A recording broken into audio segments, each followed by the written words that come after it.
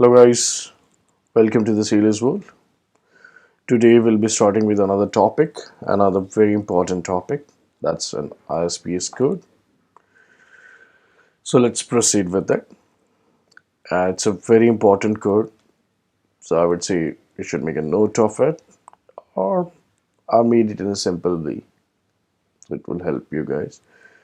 So I won't be going into detail with this topic, but I'll be touching what is the important point in this code. Uh, what is required for your second meets or for your interview purpose. So these are the basic idea what you required, but if you have this knowledge also, it's well enough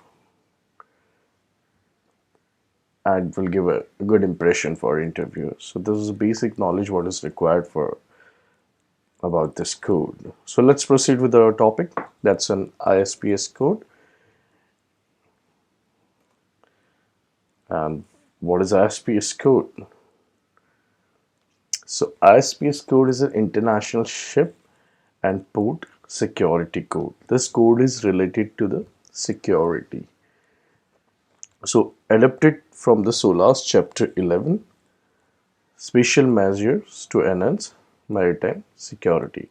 As we all know, the SOLAS chapter 11 is a special measure to enhance maritime security. So this code has been adopted from that. And I've not written over here, but it's very important. This code, we should know that this code came in force after the World Trade Center attack, 9/11 attack. So they got an idea about this code, that how the security threat was done, how the security was broken, and unwanted activity was done. So looking to that, they got this code so that there won't be any further security threat. So that's why they've got this ISPS code, and to make the crew and the officers working on board should have a knowledge about insecurity. So let's proceed with it. So what we need to remember is this code comes from the SOLAS chapter 11. And what is SOLAS chapter 11? Special measures to enhance maritime security. Okay, what is an objective of this code? Objective is to clearly define roles and responsibility of port facilities, ships, shipping companies, and government in order to enhance security on ships and port facility. So it talks about the roles and responsibility. What are the different roles of port, ships, shipping companies, governments? So that all comes under this code. The ship security is essential in reducing the risk of terrorism, stowage, piracy, or drug smuggling.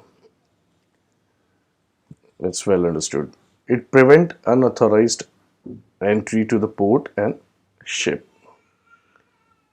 It gives an information. This ship must carry on international ship security certificate. So what certificate is required under this code? International ship security certificate. And how much time has that security certificate has been valid? It's valid for 5 years. Every ship must have a ship security assessment which identifies any potential weakness in the vessel structure and procedure regarding security. So what does 6 point say? It says that there should be a security assessment which should be conducted. Every vessel should be conducted. After that only you will be getting this certificate. What does that helps in? That helps us to identify what are the weakness in the vessel, from where the security could be broken down, and from where something wrong can happen or somebody can enter to the vessel. So that assessment should be taken. It should be make note down of it, and then there should be procedure what should be done about that. So that's given in this code. All ship must carry a ship security plan. You might have seen on your ship there is a ship security plan. So all ship must carry. That's a requirement by this code. Very important, because this is normally asked. So we should know there are the 3 levels of security. Internationally, there are 3 levels of security: level 1, level 2, level 3. Level 1 is a normal. Okay, level 2 is enhanced and level 3 is exceptional. In other words, we say the normal, moderate, and exceptional. So like that, there are three levels of security, and these are followed by the port as well as on the ship. So you'll be seeing that ahead. So what happens in different level of security? So level 1 is a normal. So you should remember like this, that yes sir, level 1 is a normal security level. That is like in any condition there will be a level 1. You should remember that. Yeah, there will be any time on board the ship there will be a level 1 security. Okay, that's a 20% search. What should you do in level 1 security? Visitor and gangway log to be maintained. All visitor ID to be checked, and all restricted area and unattended space are locked on ship. Make a security round every hours and maintain a patrol watch as per security plan. Okay, that happens in the level 1. So let's proceed to level 2. So level 2 is bit more. So level 2 is enhanced. That's a 50% search. You should remember when somebody asks you about an ISPS code. So you should know, yeah, level 1 is, as we can see now, that it's 20% search, and what all things you need to check for the ID cards and like this. So you should be able to answer them. So it's very easy, and they can understand, yeah, this person has got a knowledge about this code. So level 2 is an enhanced, which is 50% search. What is level 2 talks? What should you be done? So visitor and gangway log to be maintained, same as a level 1. All visitor ID card to be checked, or all restricted area and unattended space are locked in port. Always remember, visitor ID card should be checked. The restricted area and the space which you will not gonna attend, it's unattended space, that should be kept locked in a port. Pay attention to the offshore side of a vessel. Very important in level 2. You should remember this, very important in level 2. You should pay attention to the offshore side of a vessel. What do you mean by offshore side? The vessel, like one side there's a port and the another side of the vessel where what can happen, because a potential storage can come up, like a people, it happens many times in African countries or many places. The people in the night time, they go from another side, they come up and they board the vessel. So it's very important to keep around on that side also. So gangway attended by reliable crew member. Every time the gangway must be attended. Increase the security on board and maintain a patrol watch as per security plan. Store or spaces access should be carefully checked. So little more you're doing in level 2. Now comes the level 3, exceptional, 100% search. This is an extreme case, like because when I was in Syria once, we had this level 3, and I know it's extreme. This is, no work could be done in this. So what happens in level 3? Level 3 is imposed when the probability of security threat to ship or port authority are highest, okay, or imminent, and specific protective measures are to be maintained. So level 3 is when the, yes, something can go wrong now, something can happen, or in the country something is already going on. There's a war type. You're in a country where there already a war is going on. So there you will be having this level 3 security, and this will be maintained by both the state. Okay, remember, very important point. This levels of security will be maintained by both. Even port maintain the level, and even a ship maintain the level. So in level 3, all ships and a port operation are stopped. See, this is a very important point. You should remember, level 3, what happens? A port operation or ship operation, everything is stopped. A frequent security round should be maintained.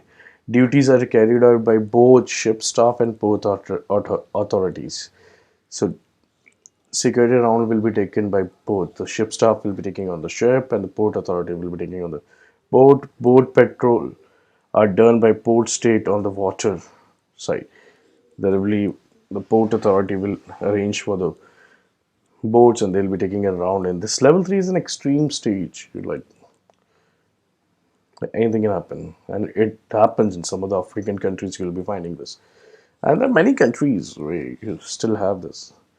So no personnel is allowed to assess a ship without the authorization of port state official.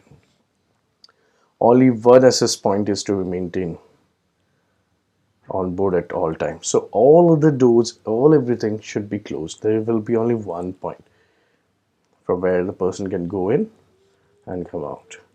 Preparing a full search operation of ship or underwater hull search operation with port facility. Preparation for evacuation of ship by its staff. A declaration of security is undertaken between port and ship administration. Remember this. A declaration of security is undertaken between port and ship administration. In this level, stop all operation. Nobody can enter the ship or port. Heave the vessel gangway and follow the SSO or master instruction. SSO is ship security officer. So gangway will be up. Nobody can go out. Nobody can. What you do remember in level 3? The gangway will be up. No work will be done. One SS point from when the person can go and come in. Round should be taken. Frequent round should be taken by the ship as well as by the port. Boat for the seaside, that will be arranged by the ship. And very important, the orders will be given by SSO or master instruction. Then only you can take a person in or out. But all the rounds should be taken by the walkie-talkie, and there should be a flashlight for the person who is doing security watches. So it's very important in this case. That's very important code. Okay, you are penalized if a gangway has been left. There's no person on the gangway. A port authority can penalize you. So it's very important. Gangway should not be unattended. So now we'll be seeing some of the duties of some of the important designation. That's SSO. You might have heard about it and you might have seen in the ship office or in the mess room. There will be a number for SSO, CSO. Okay, so this is SSO, which is Ship Security Officer. Normally it's a chief officer who is a ship security officer. What is his job? First, he should have completed an approved ship security officer course, undertake regular security inspection of the vessel, responsible for implementing the ship security plan and proposing any modification. Yeah, SSO is responsible for implementing the ship security plan, and if anything is like he finds something is not like, okay, this need to be changed because this could be done, this could go wrong against the security, so that could be done by SSO and he should write it down. Report to the CSO. CSO is company security officer. He'll be the one who's be reporting to the CSO. Responsible for ensuring that all crew with specific duties are trained. He is responsible to make sure that all crew are trained properly and they know their security duties. Okay. Responsible for increasing the crew security awareness. Each crew member should know exactly what security level the ship is operating on and what task that involves. You know, on ship everybody has got a different task, different time. So it's every crew should know what security level my ship is on right now. Okay. Responsible, what is SSO responsible for? Record keeping and reporting any breach of security or non-conformity with security plan to CSO. If anything goes wrong and security was breached, it's his responsibility that he inform everything and report everything to CSO. CSO is a company security officer. We'll be seeing about it. So yeah, CSO, that's company security officer. Like on ship, there is SSO, ship security officer. This is a person who is in the company. Okay, so that's who deals with the security. So it's a CSO, that's company security officer. what is his job? His job is to advise the SSO on the level of the threat at the next port. If a vessel is going to some port, what is the level of security over there? That's the job of CSO, to inform SSO. And SSO job is to inform all the crew members, and everybody should know about it, what level my ship will be on. So the CSO duty is to inform what level of threat at the next port. Ensure any deficiency of non-conformity regarding the ship security plan are dealt with. If a ship security officer has informed him about any security deficiency in the ship, so it's responsibility of CSO to make sure that yes, that thing has been rectified and dealt properly before going to next port. Provide support to the SSO to enable him/her to carry out their duties, and he'll be helping SSO to carry out the security duties on board. So this is a person. CSO is in the company sitting on land. SSO is a person who has done a security course. Ship security officer is responsible for the security on board the vessel, and CSO is also responsible for the security of the vessel, but he is sitting in the company. Next term is PFSO, that Port Facility Security Officer. And what is PFSO and what is his job? This is like, as we have seen, on the ship there is SSO, on the company there is a company security officer, and now this is on the ports. Every port has got PFSO, that's Port Facility Security Officer. What is his job? His job is to ensure port facility security plan is implemented. He is responsible for enhancing security awareness within the port. He is the one who will be informing with the CSO and SSO regarding the level of the threat in the port. PFSO is in the port. He knows what is the threat and what are the level of that. So he will be the one who will be informing the SSO, and there is a declaration which is signed between the ship and the port.